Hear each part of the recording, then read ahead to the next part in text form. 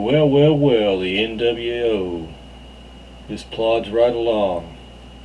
They got a timeline too, but their timeline falls within God's timeline, the ultimate one. And apparently, we got a little ways to go. We're in the window. We're trying to see the markers on the road. We're paying attention to the events on the ground. I made a video about Syria being next, possibly. And then here's a recent article from the 12th about how they've been suspended by their friends in the Arab League. It was a humiliating blow to a regime that prides itself the bastion of Arab nationalism. The 22-member league will monitor the decision and revisit it on Wednesday,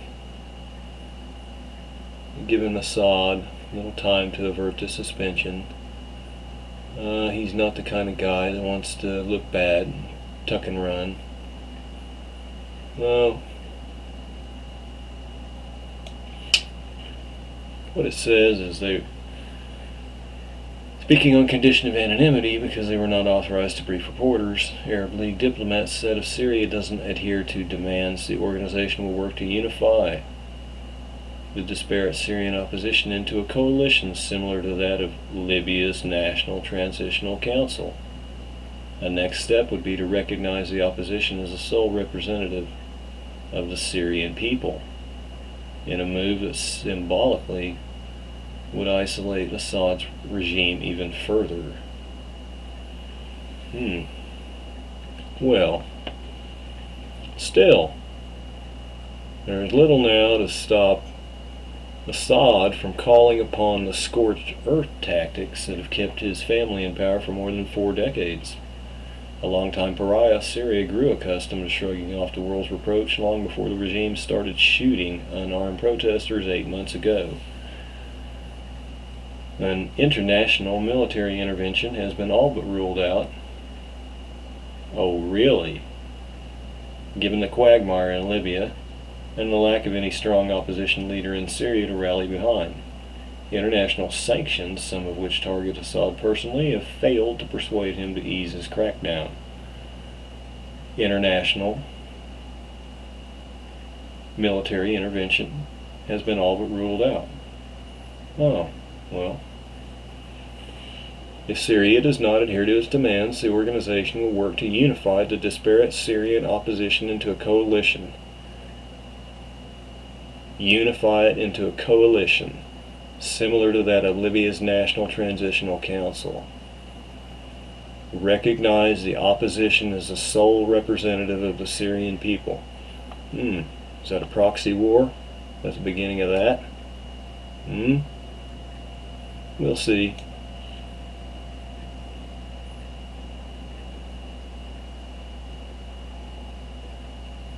The vote was a strong message from Syria's Arab neighbors and showed growing impatience with Damascus. So he's not playing ball with them. Not the way they want. And if you're not a yes man that does 100% of what they want, they will get rid of you. They have already done this over and over. We've been seeing it. That's all it's about. This is the military portion of it, of the Middle East removal and replacement. This will help put the diplomatic pressure on the Security Council to act, to show Russia and China that they're out of step with the region and the rest of the world. Well, last time I checked, they had money, so you're not going to really push them around, are you? And they've got big militaries, don't they?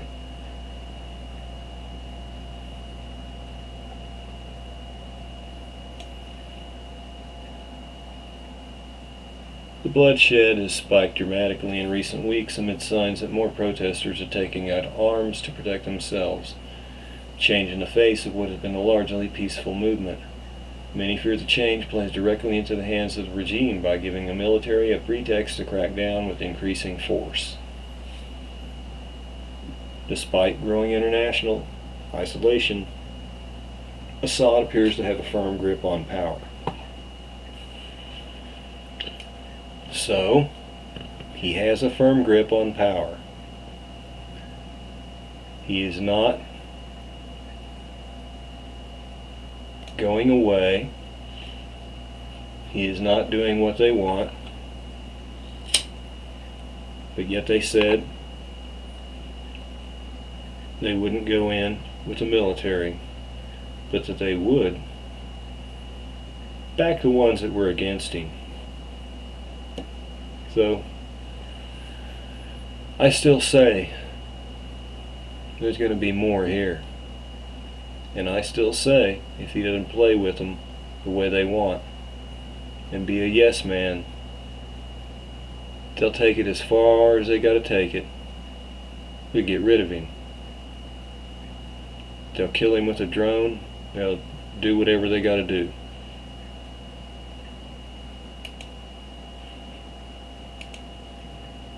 This one here, well, this is just a non-military removal and replacement. Lucas Papademos is the new Greek Prime Minister. This is from the 10th, I believe, the article. He was taken over, he said, at a critical point for Greece. Very critical. If you remember, the one that left, well, he played the way they wanted, but apparently, in the end, he wasn't quite a yes man like they wanted. He wanted to put it up to a vote of the people, didn't he? He was tired of screwing them, I guess, maybe. Maybe not. Maybe it was all for show. But we had it placed out there in front of us that there was going to be a vote. And instead of a vote, they got him out and they got this guy in, and there won't be a vote, because you know what the outcome of the vote would have been. It would have been the people saying, no, we don't want the austerity, we don't want all of our wages cut, pensions cut, etc., etc., etc. Well, they were denied that. That's why he's been placed in there. He's a yes man. Why is he a yes man? Former European Central Bank Vice President. That says it all right there. It tells you he works for Rothschild ultimately. And he has been sent in to be the yes man, to give the people the cuts they said to give them. He is not a member of Parliament. He will head an interim government until elections can take place in February. The new government's main task will be to ensure that Greece's debt, if they get their latest bailout payment, by approving a new rescue package from Eurozone partners and International Monetary Fund, of which the United States contributes quite heavily to, when we can afford to borrow the money from China to make our contribution. The President, after recommendations by political leaders who attended the meeting, has instructed Lucas Papademos to form a new government. So, Mr. Yes Man, who knows who he works for, has already been instructed to form a new government. And they'll be sworn in on Friday, which evidently that has passed. Oh, there we go. And when we think about Greece, we got to remember, even though they're not that big of a place, in the history of the world, they're that big of a place. Because if you thought Greek mythology was, well, if you thought it was just myth and fairy tales, we'll go into that in some future videos then, but it wasn't, and I'll explain that in other videos. So why do you think Greece is so important? Look at how small they are, really. But everything falls apart if Greece goes bankrupt. Well, there's a lot more to it than that.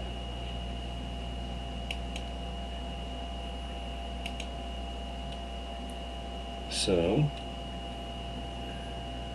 let's look right here. They tell you things all the time. NASA, who can't be trusted. You still have to watch them, because if they're your enemy and you can't trust them, you have to know what they're saying. What are they trying to make you think? Or what truth are they trying to put out there? To see if you're smart enough to pull the truth away from the lies. Did we ever have two moons? Well, what do they think? Did Earth have two moons? Presented by Science at NASA. Nothing stirs the soul of poets and lovers like the sight of a full moon rising on a warm autumn night. Nothing, that is, except the sight of two moons rising. If a paper published recently in the journal Nature is right, two moons once graced the night skies of Earth. The idea has not been proven, but it is drawing the serious attention of researchers. It's an intriguing idea, says David Smith of the Massachusetts Institute of Technology, and it would be a way to explain one of the great mysteries of the Earth-Moon system. The moon is strangely asymmetrical. The moon's near side, facing us, is dominated by vast, smooth seas of ancient hardened lava. The moon's far side, on the other hand, is marked by mountainous highlands. Researchers have long struggled to explain why the two sides of the moon are so different, and the two-moon theory, introduced by planetary scientists Martin Jutzi and Eric Osfog of the University of California at Santa Cruz, is the latest attempt. NASA's Grail mission, launched from the Kennedy Space Center on September 10th, could help unravel the mystery. Smith is the deputy principal investigator for GRAIL, which stands for Gravity Recovery and Interior Laboratory. GRAIL consists of two spacecraft that will orbit the moon in tandem, precisely mapping the moon's gravitational field and thus revealing how the moon's interior is layered. Among other things, this could test the two-moon theory. Most scientists believe that when a Mars-sized object crashed into our planet about 4.5 billion years ago, the resulting debris cloud coalesced to form the moon. Jutzi and Osfog say that the debris cloud actually formed two moons. A second, smaller chunk of debris landed in just the right orbit to pace the bigger moon around Earth. Normally, such moons accrete into a single body shortly after formation, explains Smith, but the new theory proposes that the second moon ended up at one of the Lagrange points in the Earth-Moon system. Lagrange points are a bit like gravitational flytraps. They can hold an object for a long time, but not necessarily forever. The second moon eventually worked its way out and collided with its bigger sister. The collision occurred at such low velocity that the impact did not form a crater. Instead, the smaller moon went splat, forming the contemporary far side highlands. In short, the lunar highlands are the lost moon's remains. When GRAIL examines the lunar far side, will it find evidence of a long-lost moon splattered across the ancient gray landscape? For answers to this and other soul-stirring questions as the GRAIL mission unfolds, please visit science.nasa.gov.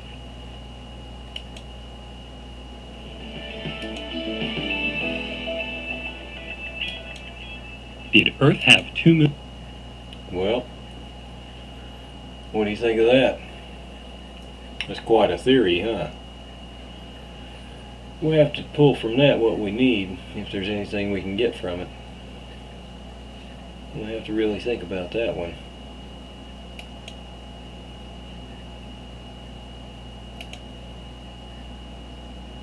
So, what else do they want to tell us? What do they want to tell us about 2012? Well, we've heard them say before. We just did recently. There were statements made on spaceweather.com from someone about what we are seeing now with the storms that we're having from the sun. And if the cycle is supposed to be more in 2012 and more severe, then they already said they couldn't imagine what it would be like then. if it were already like it is now. Well, should we be concerned about solar storms in 2012? The answer's the truth from fiction, supposedly, in this. The truth about 2012 solar storms. Let's see the flip side of the coin, then, from the statements that we've already heard.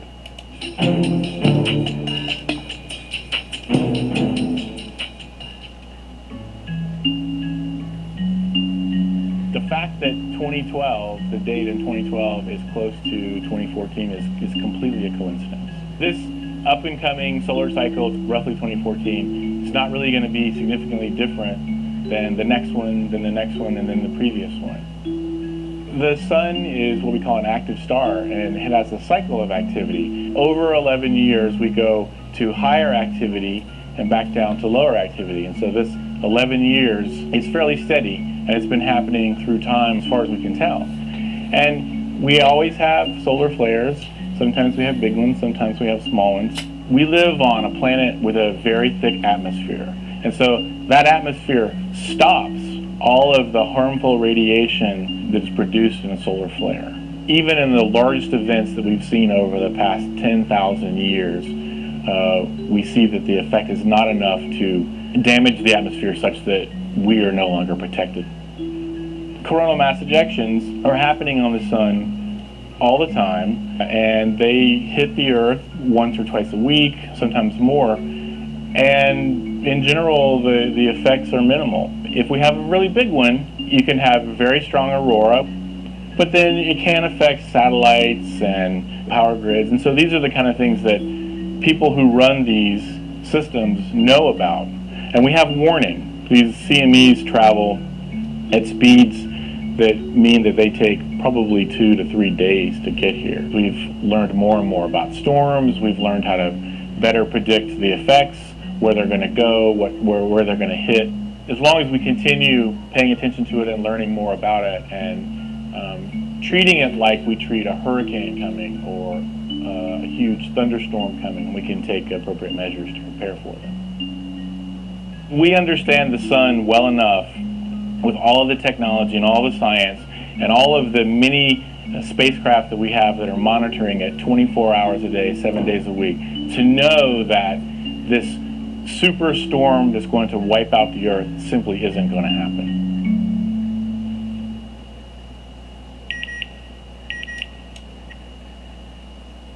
Well, there you have it. You have the flip side of the coin. The superstorm in 2012 is going to hit the Earth and wipe the system out. Or maybe more than that. He just said it's not going to happen. Well, we'll have to see how we go. Like I said, we're rolling into the Mayan prophecy in 2012. And we're going to see how close that fits into God's. Because it does have a place in it.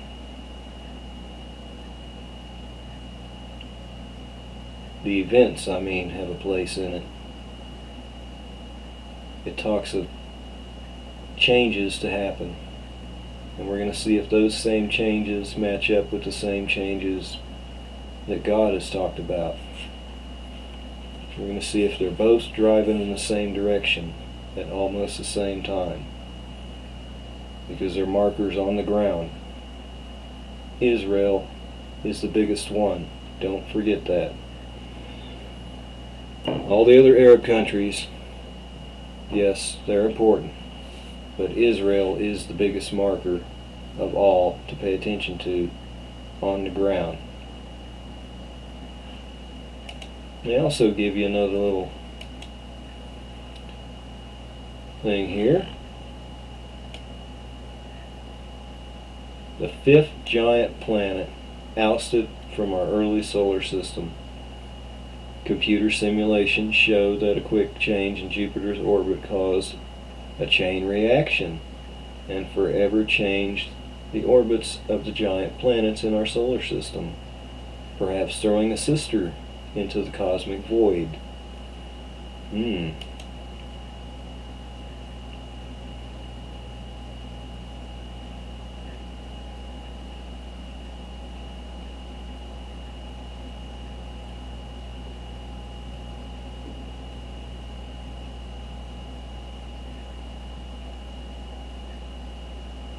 Well, it's an idea that I hadn't heard him play out on us.